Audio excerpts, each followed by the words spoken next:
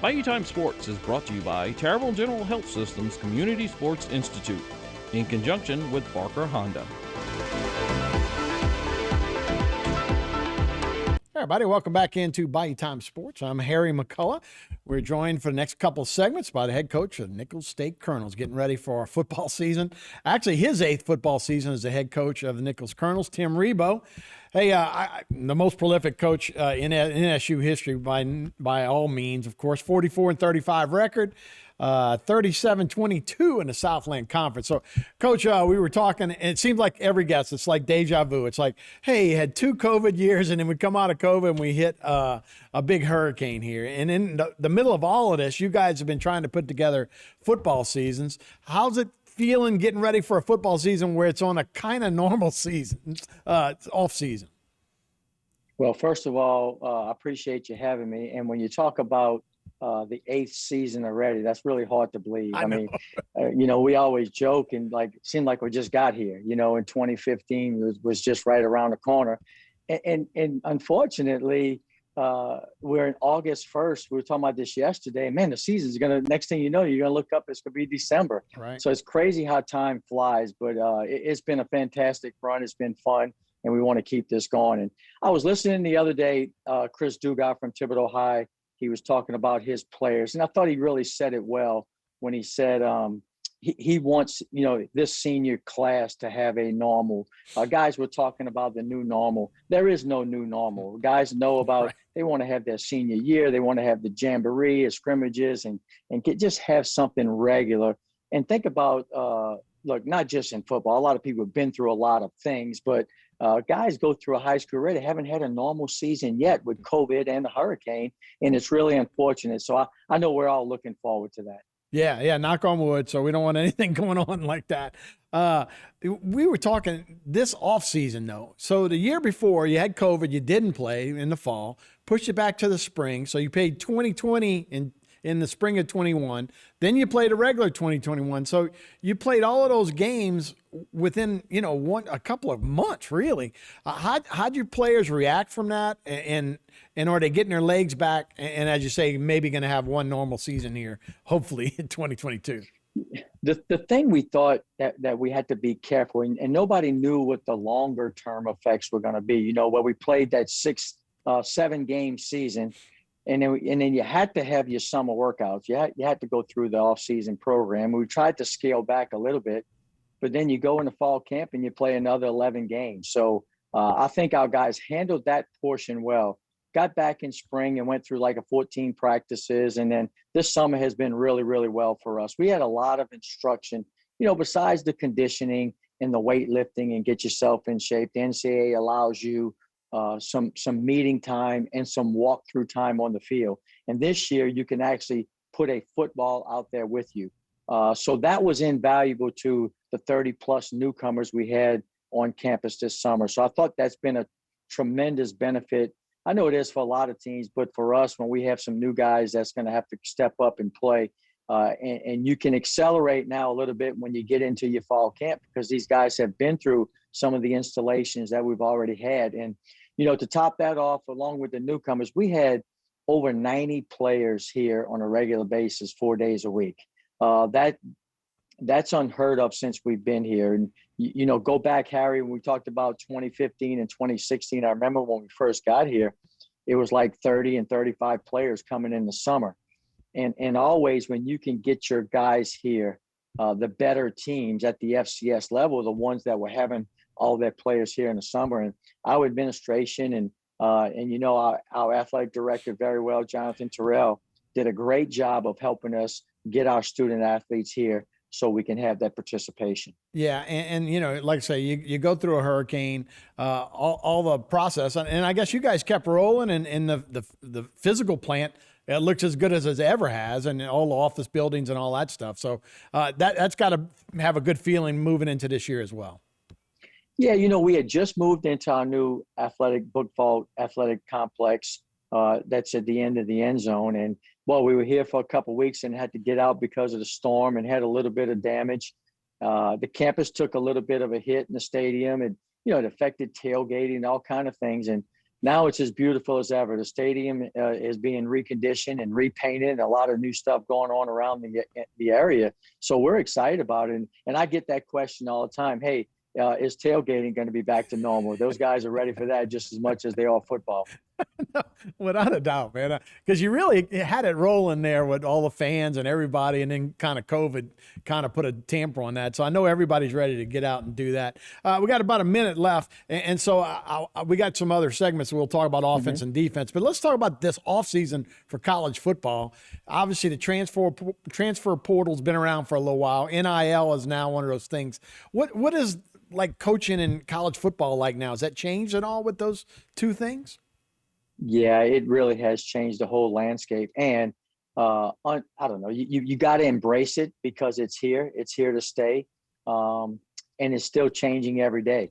You know, conference realignment was another thing that we went through in the off season and the summer. And our conference just last week got stabilized. And I think we're as strong as ever. And we're going to be even stronger. If you remember, Harry, the Southland was a little up in the air. It was shaky. Sure it was. Last had to play year. twice we were against everybody. Playing teams twice, exactly. Yeah. And now we're one of the stronger conferences with the teams coming back in and looking to add some more teams after this season. So we're excited about that. And then, you know, the transfer portal, that's forever changed. It's open free agency. The thing that we're trying to do, and we have a voice, the college coaches are trying to get together and have a voice to have some regulations and some stipulations in place. Yeah, where you just can't go at any time. Let's talk a little specifically about this team. And you got 13 returning starters, 6 on offense, 7 on defense. So it should be a good core to build around. Yeah, I think when you have a nucleus coming back, and I always remember, Harry, the better programs or has some key guys always coming back. Some guys now are ready to step in. Maybe got a little bit playing time, maybe not have been your starter last year. But now they're ready to log a lot more playing time and play a significant role. And I think that's where we've been the last couple of years. And I still believe it starts up front. You know, when you have some guys up front on both sides of the ball, you can have a chance to be successful. And we got a good nucleus coming back on the offensive line. We lost P.J. Burkhalter, who was an All-American for us, and Jair Joseph, who was a longtime starter for us, and both had a shot at the league this past summer. But we got some guys coming back. Evan Roussel, who played a lot of ball for us, was all conference, returns at center. Mark Bartholomew played, Mikael Hill, Bailey Trusty. Titus Jones ends up playing a lot last year. And we're getting a young man back named Jeremiah James, who sat out last year with some injuries. So I feel good about the depth. And we got a couple of young guys that's going to come in and play for us at that position. So we can go probably 7 or 8 deep on that offensive line and give us a chance. And I think they'll be blocking for perhaps the best running backs in the conference. You know, Colin Guggenheim was one last year who came off a tremendous season. 1,000-yard rusher. Got thrust into duty because of injuries. But we also got a guy by the name of Julian Gums coming back who's been pretty good for us over the last couple of years. And Marquise Albert, John Carrington, Jake Delmato. And we have a young man who redshirted last year out of Brother Martin High School, Jalen Spears, who had a tremendous spring and summer. And I look for him to do a lot of great things too. Yeah, I remember watching him on Friday nights for sure, with Brother Martin. Hey, Coach, you and I go back to Lafayette and UL Lafayette and Nelson Stokely and that staff. Mm-hmm. And Nelson used to always joke that he was a really good coach when he had Jake Delhomme and Brian Mitchell, but not so good when he didn't have one of those guys. Right. You got to replace Lindsey Scott, and actually you did at the end of last year, but you know, a guy that was 1,000-yard rusher, 2,000-yard passer. But at the end of the year, you replace Cohen Grenier, well, now he's a senior. A guy that comes out of Destrehan and looks like he's fifth-year senior is ready to really take the leadership role as your quarterback. Yeah, Cohen did a great job at the end of the year. He became a starter. He did some good things, had a great game against Southeastern, had to go on the road. We beat them. He has stepped up into that leadership role, maturity over the years. He's finally healthy. You know, he came out of high school injured and had that knee re-injured again. He was backing up a pretty good quarterback in Chase Forcade. Lindsey came on the scene, but Cohen stuck with it. He hung in there and he just persevered. And we went to media day, and I said this the other day. He was on stage, and he said, where I am, I've been through a lot. And he goes, I kind of deserve it. All the stuff that I've been through. And I looked at him and I said, you know what? He's right. He does deserve all the things that come his way. It was something about in the off season when you go in and as you're the starting quarterback now. It's a little bit different when you're in those meetings. Mm-hmm. Yes. And you go through spring ball and you get in the summer and you got to organize the throwing sessions and you're the guy. Yeah, you can go there as a quarterback, which he went several times, but now he is the guy. The guys respond to him. They love to play for him, and we just expecting a lot. And I'm really, really happy for him. Also, I found you talked about what Nelson says is so true, because I can remember back in the UL days, and every time somebody had a returning quarterback that was significant playing time, they had a great season, whether it was ULM or South Alabama at the time or us at UL. And I see the same thing that's happened in this league. And, went to media day a couple of weeks ago, and Cohen was the only quarterback there representing the 8 teams. And usually you have guys that represent, quarterback yeah. guys that, so there's not a lot of returning guys coming back. And fortunately or unfortunately, however you want to look at it, the other quarterback was our starter part-time last year. So those are the only two. And of course, we lost Southeastern quarterback last year, UIW's quarterback last year. And we had to play those guys twice. So right. it was really, really tough for us and from that aspect. But we're excited about Cohen. And, one of the things that he's got to be able to have a good tight end to throw to. We got one in Lee Negrado. And then, of course, we got to replace Dejon Dixon out at wideout. And I don't think he ever replaced the all-time leading receiver, right. Who has a chance to play on Sundays right now. But we got a core group of guys that it's time for them to step up. David Robinson from Central Lafourche, Aldontre Davis, who's from Lutcher's, having a big year. We got KJ Franklin, who's an all-conference player for us. Terry Matthews has got to step in. And we brought in a key bunch of freshman receivers, and a couple of them are going to have to play for us this year. Yeah, and about 30 seconds here in this segment, Coach. So when do you guys actually report and get started? Well, you report on August the 4th. We just Thursday. Meetings and physicals. Yes, and then we'll start practice on Friday morning, practice number 1.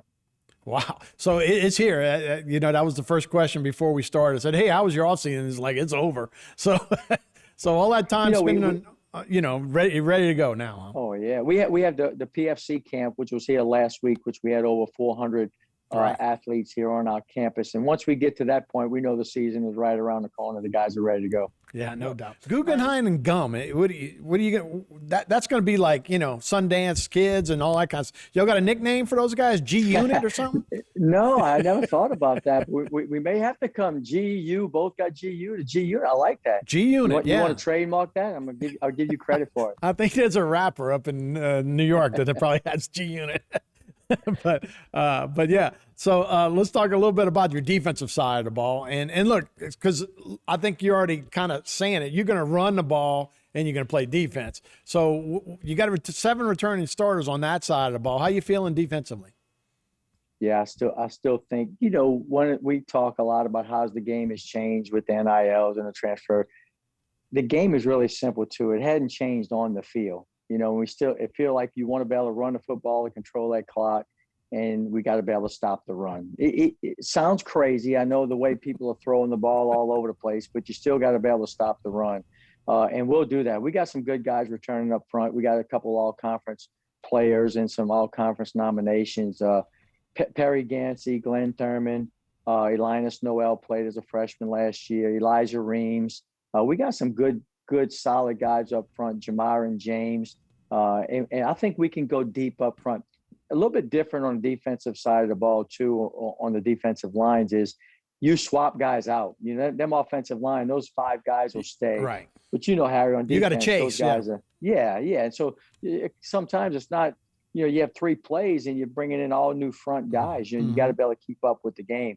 And we got a couple guys that we brought in that's going to help us, too, a couple freshmen that we could see is going to be playing earlier this season. So those guys have been here all summer, so it's going to be an important fall camp once you put the helmet and the pads on those guys.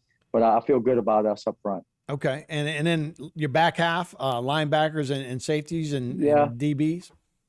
Yeah, I like where our linebacker Hayden Shaheen is an all-conference player for us out of Catholic High in Baton Rouge. Done a tremendous job. We got Kylan White, who's a young man who really had a tremendous offseason and changed his body. We got Quentin Sharkey, a junior college linebacker who played a lot on special teams for us last year, and that's where those guys grow up, and then get a chance to come in and play and show. And we got Braden Johnson, a linebacker out of Ponchatoula, a true freshman who's going to come in. So I think we can go deep at the linebacker spot also. Yeah. And then you look in the back end, you don't lose a guy like we lost a couple with that Kevin Johnson, who's been a long time Forest player back there. But I feel good where we are. We got Chase Brown. We got Tyreek Boyd, Keontae Williams.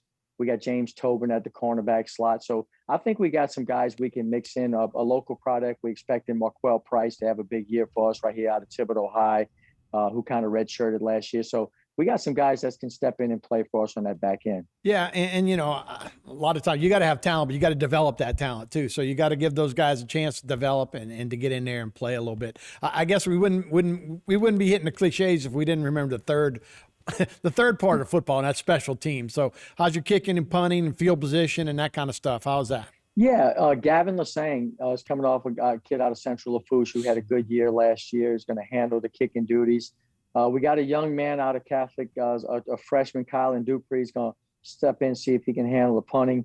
And probably the most, the most underrated or have a overlooked until it happens bad is deep snapping. Right. And Don Bricata is as good as they get. He's been here for 4 years, and he's a staple there. So we feel good about that spot. Yeah, I don't remember a bad snap in the last 3 years, that's for sure. Yeah. So, and let's finish off by talking a little bit about this league. You said the league was going to be in as good a shape as it has been when you go into it. It looked like y'all were falling apart there for a little bit. But your season starts not in the league, but it starts with South Alabama on September 3rd.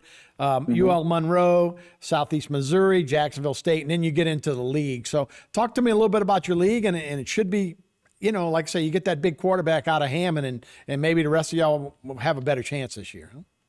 Yeah, I think when the team started to split and divide, some of the Texas schools were going to the WAC, and they was unsure. Central Arkansas left, and then like Sam Houston was actually moving up to the FBS level. It was like, what are we going to do? But we stayed strong. Our new commissioner, Chris Grant, he hung in there, and he started fighting and trying to get teams to come back, and we did. And I think we're a strong front right now. And Lamar was actually going to be out of the league. They decided to come back, but they were going to have to play in the WAC for a year.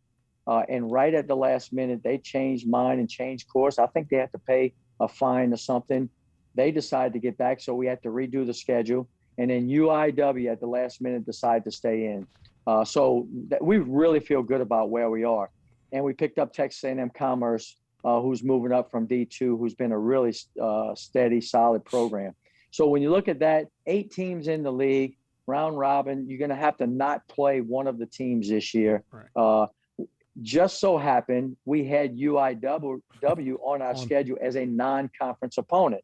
So logically, we decided to keep them, but make that a non-conference game. So we'll go back to playing everybody else again next year. Yeah, that's good. That's really good. Like I say, at this time last year, it was like, oh, man, what's going to happen to that league? We got to go be independent. But you got 5 home dates, 6 on the road. So I know the fans are really looking forward to getting out there and checking out Gidry Stadium packed. Like I say, hope, knock on wood, just ready for a nice fall where everybody can go shoulder to shoulder and we can watch a great Colonels year. So, Coach, thanks so much. And listen, Harry, we get a little preview. We got a couple things going on. We'll scrimmage on the 13th, but our big scrimmage is on August the 20th. It's our Huddle Up Club, which is our fundraiser.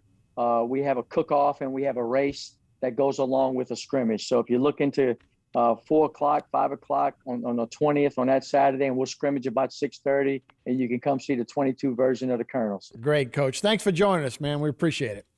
All right, man. Anytime. See y'all later. See y'all next time on Bayou Time Sports.